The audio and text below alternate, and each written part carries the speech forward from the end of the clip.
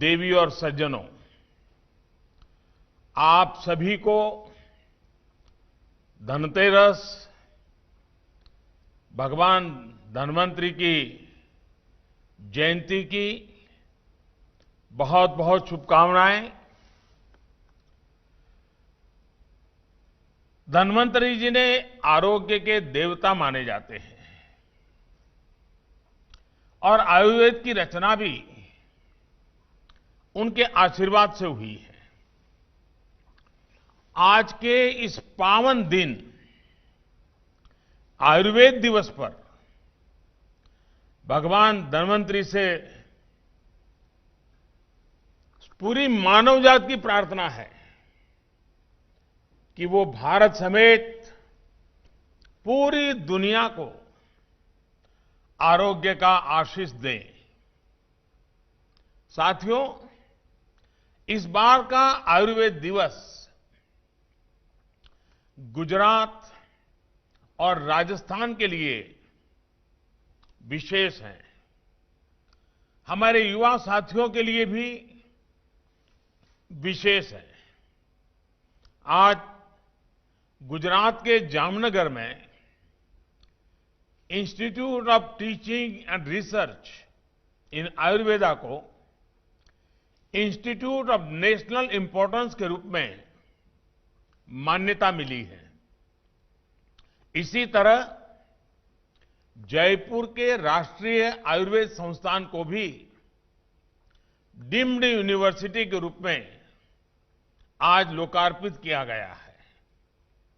आयुर्वेद में उच्च शिक्षा, रिसर्च और स्किल डेवलपमेंट से जुड़े इन बेहतरीन संस्थानों के लिए राजस्थान, गुजरात के साथ ही पूरे देश को बहुत बहुत बधाई। साथियों, आयुर्वेद भारत की एक विरासत है जिसके विस्तार में पूरी मानवता की भलाई है। ये देखकर किस भारतीय को खुशी नहीं होगी कि हमारा पारंपरिक ज्ञान अब अन्य देशों को भी समृद्ध कर रहा है। आज ब्राजील की राष्ट्रीय नीति में आयुर्वेद शामिल है। भारत अमेरिका संबंध हो, भारत जर्मनी रिश्ते हो, आयुष और भारतीय पारंपरिक चिकित्सा पद्धति से जुड़ा सहयोग निरंतर बढ़ रहा है। ये भी प्रत्येक भारतीय के लिए बहुत गर्व की बात है कि WHO ने और अभी WHO के मुखिया और मेरे मित्र, उन्होंने एक बहुत महत्वपूर्ण घोषणा की है। WHO ने global centre for traditional medicine, इसकी स्थापना के लिए दुनिया में से भारत को चुना है और अब भारत में से दुनिया के लिए इस दिशा में काम होगा। भारत को ये बड़ी जिम्मेदारी सौंपने के लिए मैं वर्ल्ड हेल्थ ऑर्गेनाइजेशन का, विशेष रूप से WHO के महानिर्देशक, मेरे मित्र डॉक्टर टेड्रोस का भी हृदय से आभार व्यक्त करता हूं। मुझे विश्वास है कि जिस प्रकार Bharat pharmacy of the world इस रूप में उभरा है, उसी प्रकार पारंपरिक चिकित्सा का यह सेंटर भी ग्लोबल वेलनेस का सेंटर बनेगा। ये सेंटर दुनिया भर की ट्रेडिशनल मेडिसिन्स के विकास और उनसे जुड़ी रिसर्च को नई बुलंदियां देने वाला साबित होगा। साथियों, बदलते हुए समय के साथ आज हर चीज इंटीग्रेट हो रही है। स्वास्थ्य भी इससे अलग नहीं है। इसी सोच के साथ देश आज इलाज की अलग अलग पद्धतियों के इंटीग्रेशन, सभी को महत्व देने की तरफ एक के बाद एक कदम उठा रहा है। इसी सोच ने आयुष को, आयुर्वेद को देश की आरोग्य नीति, हेल्थ पॉलिसी का प्रमुख हिस्सा बनाया है। आज हम स्वास्थ्य के अपने पारंपरिक खजाने को सिर्फ एक विकल्प नहीं, बल्कि देश के आरोग्य का बड़ा आधार बना रहे हैं। साथियों, ये हमेशा से एक स्थापित सत्य रहा है कि भारत के पास आरोग्य से जुड़ी कितनी बड़ी विरासत है, लेकिन ये भी उतना ही सही है कि ये ज्ञान ज्यादातर किताबों में, शास्त्रों में रहा है और थोड़ा बहुत दादी नानी के नुस्खों में रहा है। इस ज्ञान को आधुनिक आवश्यकताओं के अनुसार विकसित किया जाना ये बहुत आवश्यक है। इसलिए देश में अब पहली बार हमारे पुरातन चिकित्सा वाला ज्ञान जो है, उस ज्ञान विज्ञान को 21वीं सदी के आधुनिक विज्ञान से मिली जानकारी के साथ भी उसको जोड़ा जा रहा है, इंटीग्रेट किया जा रहा है, नई रिसर्च की जा रही है। 3 साल पहले ही हमारे यहां अखिल भारतीय आयुर्वेदिक संस्थान की स्थापना की गई है। लेह में सोवा रिगपा से जुड़ी रिसर्च और दूसरे अध्ययन के लिए राष्ट्रीय सोवा रिगपा संस्थान विकसित करने का काम जारी है। आज गुजरात और राजस्थान के जिन 2 संस्थानों को अपग्रेड किया गया है, वो भी इसी सिलसिले का विस्तार है। भाइयों और बहनों, कहते हैं जब कद बढ़ता है तो दायित्व भी बढ़ता है। आज जब इन 2 महत्वपूर्ण संस्थानों का कद बढ़ा है, तो मेरा एक आग्रह भी है। देश के प्रीमियम आयुर्वेदिक संस्थान होने के कारण अब आप सब पर ऐसे पाठ्यक्रम तैयार करने की जिम्मेदारी है जो इंटरनेशनल प्रैक्टिसेस के अनुकूल और वैज्ञानिक मानकों के अनुरूप हो। मैं शिक्षा मंत्रालय और यूजीसी को भी आग्रह से कहूंगा कि आयुर्भौतिकी और आयुर्रसायन शास्त्र जैसे विषयों को लेकर नई संभावनाओं के साथ काम किया जाए। इससे रिसर्च को ज्यादा से ज्यादा बढ़ावा देने के लिए इंटीग्रेटेड डॉक्टरल और पोस्ट डॉक्टरल करिकुलम बनाने के लिए काम किया जा सकता है। आज मेरा देश के प्राइवेट सेक्टर, हमारे स्टार्टअप से, उनसे भी एक विशेष आग्रह है। देश के प्राइवेट सेक्टर नए स्टार्टअप्स को आयुर्वेद की ग्लोबल डिमांड को स्टडी करना चाहिए और इस सेक्टर में होने वाली ग्रोथ में अपनी हिस्सेदारी सुनिश्चित करनी चाहिए। आयुर्वेद की लोकल शक्ति के लिए आपको दुनिया भर में वोकल होना है। मुझे विश्वास है कि हमारे साझा प्रयासों से आयुष ही नहीं, बल्कि आरोग्य का हमारा पूरा सिस्टम एक बड़े बदलाव का साक्षी बनेगा। साथियों, आप भली भांति ये भी जानते हैं कि इसी साल संसद के मॉनसून सत्र में 2 ऐतिहासिक आयोग भी बनाए गए हैं। पहला, national commission for Indian systems of medicine और दूसरा, नेशनल कमीशन फॉर होम्योपैथी। यही नहीं, नई राष्ट्रीय शिक्षा नीति में भी भारत की मेडिकल एजुकेशन में इंटीग्रेशन की अप्रोच को प्रोत्साहित किया गया है। इस पॉलिसी की भावना है कि एलोपैथिक एजुकेशन में आयुर्वेद की बेसिक जानकारी जरूरी हो और आयुर्वेदिक एजुकेशन में एलोपैथिक प्रैक्टिसेस की मूल जानकारी जरूरी हो। ये कदम आयुष और भारतीय पारंपरिक चिकित्सा पद्धति से जुड़ी शिक्षा और रिसर्च को और मजबूत बनाएंगे।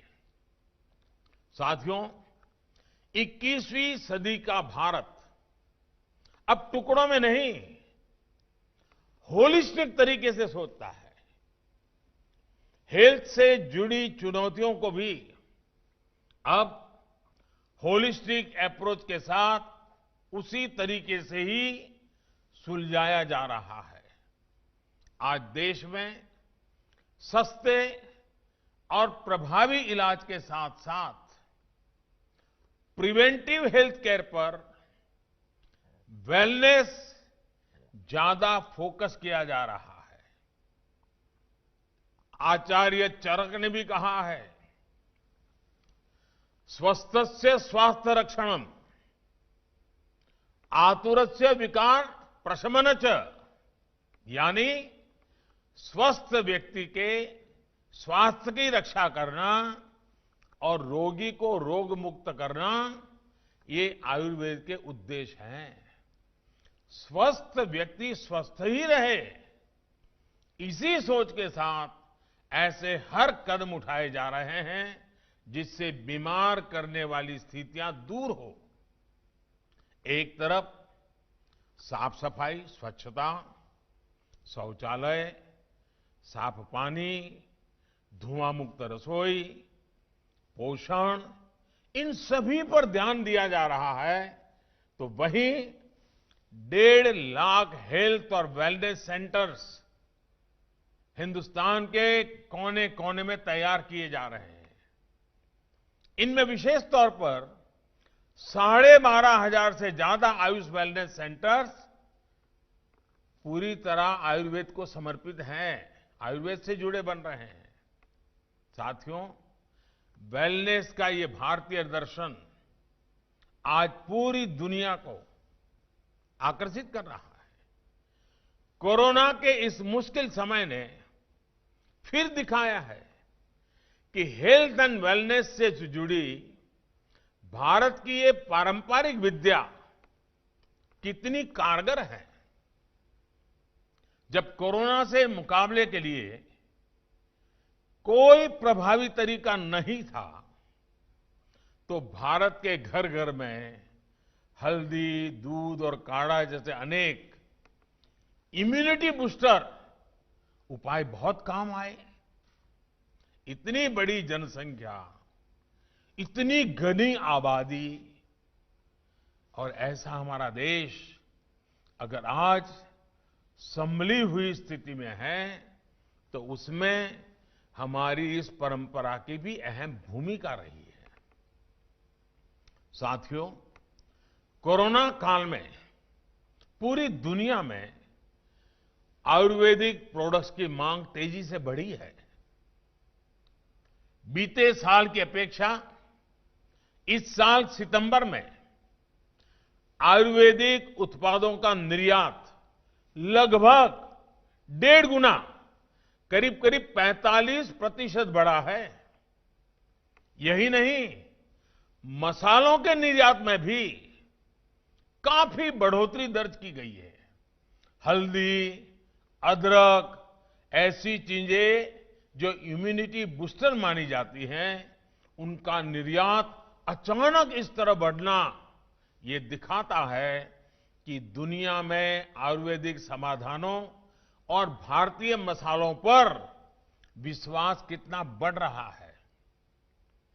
अब तो कई देशों में हल्दी से जुड़ी विशेष पेय पदार्थों की भी प्रचलन बढ़ रहा है।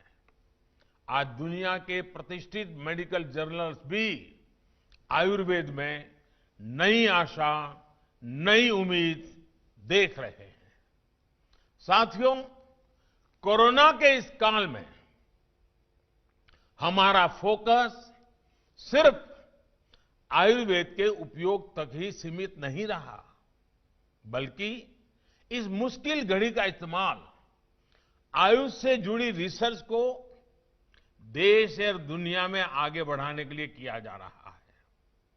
आज एक तरफ भारत जहां वैक्सीन की टेस्टिंग कर रहा है, वहीं दूसरी तरफ कोविड से लड़ने के लिए आयुर्वेदिक रिसर्च पर भी इंटरनेशनल कोलैबोरेशन को तेजी से बढ़ा रहा है। अभी हमारे साथी श्रीपाद जी ने बताया कि इस समय 100 से ज्यादा स्थानों पर रिसर्च चल रही है। यहां दिल्ली में ही अखिल भारतीय आयुर्वेद संस्थान ने, जैसा अभी आपको विस्तार से बताया गया, दिल्ली पुलिस के 80,000 जवानों पर इम्यूनिटी से जुड़े रिसर्च की है। ये दुनिया की सबसे बड़ी ग्रुप स्टडी हो सकती है। इसके भी उत्साहजनक परिणाम देखने को मिले हैं। आने वाले दिनों में कुछ और अंतर्राष्ट्रीय परीक्षण भी शुरू किए जाने हैं। साथियों, आज हम आयुर्वेदिक दवाओं, जड़ी बूटियों के साथ साथ इम्यूनिटी को बढ़ाने वाले न्यूट्रिशियस फूड पर भी विशेष बल दे रहे हैं। मोटे अनाज यानी मिलेट्स का उत्पादन बढ़ाने के लिए आज किसानों को प्रोत्साहित किया जा रहा है। यही नहीं, गंगा जी के किनारे और हिमालयी क्षेत्रों में ऑर्गेनिक उत्पादों को बढ़ावा दिया जा रहा है। आयुर्वेद से जुड़े हुए पेड़ पौधे लगाने पर बल दिया जा रहा है। कोशिश ये है कि दुनिया की वेलनेस में भारत ज्यादा से ज्यादा कंट्रीब्यूट करे, हमारा एक्सपोर्ट भी बढ़े और हमारे किसानों की आय में भी बढ़ोतरी हो। आयुष मंत्रालय इसके लिए एक व्यापक योजना पर काम कर रहा है। आपने भी देखा होगा कि कोविड महामारी शुरू होने के बाद आयुर्वेदिक जड़ी बूटियां जैसे अश्वगंधा, गिलोय, तुलसी आदि की कीमतें इसलिए बढ़ी क्योंकि मांग बढ़ी, लोगों का विश्वास बढ़ा।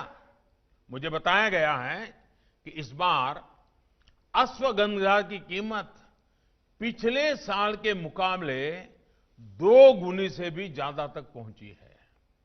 इसका सीधा लाभ इन पौधों, इन जड़ी बूटियों की खेती करने वाले हमारे किसान परिवारों तक पहुंचा है। हालांकि अनेक जड़ी बूटियां हैं जिनकी उपयोगिता के बारे में अभी भी हमारे यहां जागरूकता और बढ़ाने की जरूरत है। ऐसे लगभग 50 औषधीय पौधे हैं जिनकी सब्जियां और सलाद के रूप में खूब उपयोगिता है।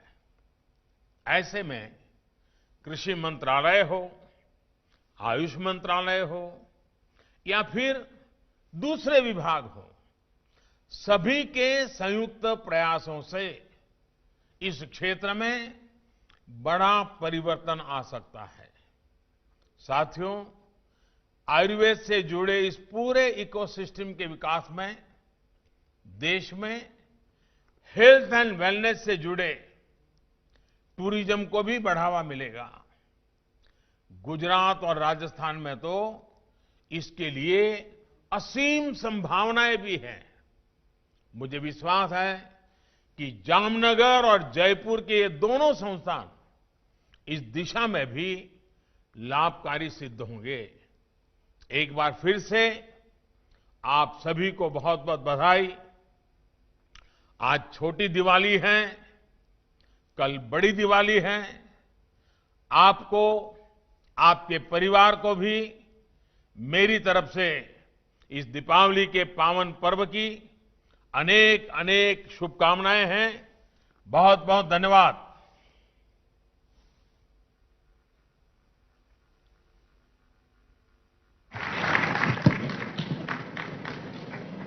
धन्यवाद माननीय प्रधानमंत्री महोदय।